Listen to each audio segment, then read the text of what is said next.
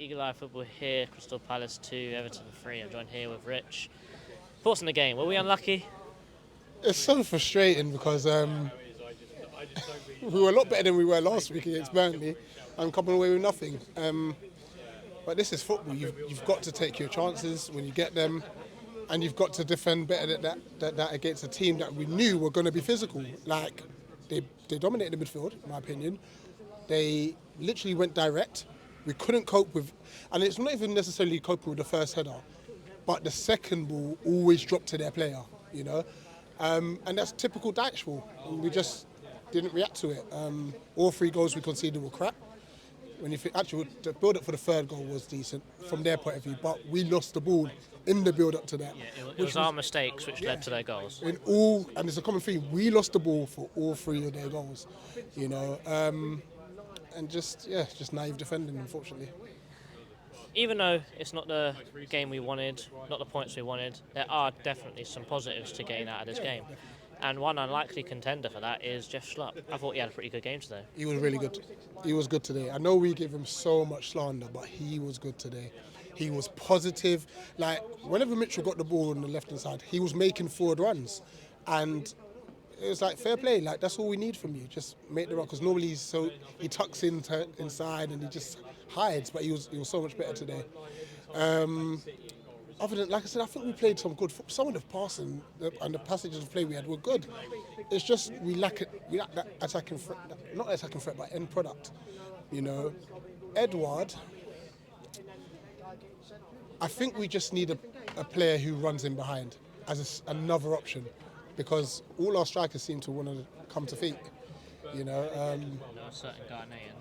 I know a certain Ghanaian that we should have bought in January, but you know, he went to Bournemouth instead. Bournemouth, but if we get a striker that runs in behind, it just changes the dynamics, because Everton will be happy to defend with Edwards back to go up. Roy changed the formation up a little bit this game. Instead of playing 2 pivots, he played 1 and 2 8s.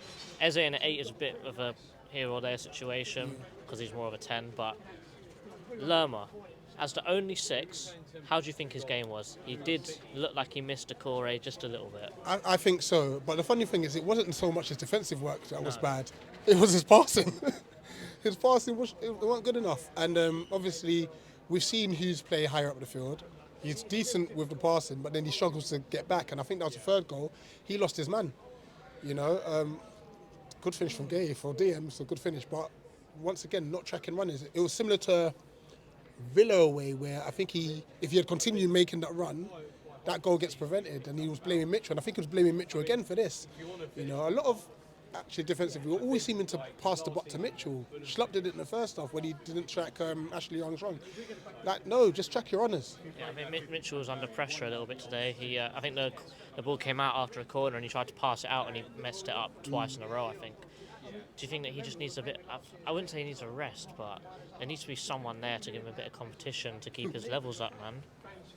If I speak, I'm in big trouble. Listen, I think I'm joining the fullback agenda here. I'm not going to talk about it. Welcome. I think a bit unfortunate, but it is what it is. We didn't deserve to lose. No. A draw, I think both teams would have been happy with. We've just got. I mean, even Mark had 2 chances in the box if he would react quicker as well. It's just these little things. The final third, we've just got to sort it out. Finally, there was another bright spark in Mr. Michael Elise coming back on the pitch. I'm so glad he's back. I know he's just come back, and I don't want to get too excited, but how good was he? He looked sharp. He looked very sharp. I saw him sprinting down the right side. I was like, please, not your hammies, not your hammies, not your hammies. You know. When I was watching him run, I was thinking, I don't remember him being that fast. He was never that fast, no? No, this is it.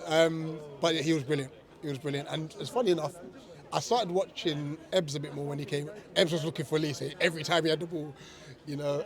But yeah, listen, hopefully we've got the international break. Another 2 weeks. Yeah, 2 weeks before our next game, and then fingers crossed we can get another win on the board. Man of match? Ebbs. That's it. At the Palace. Yeah.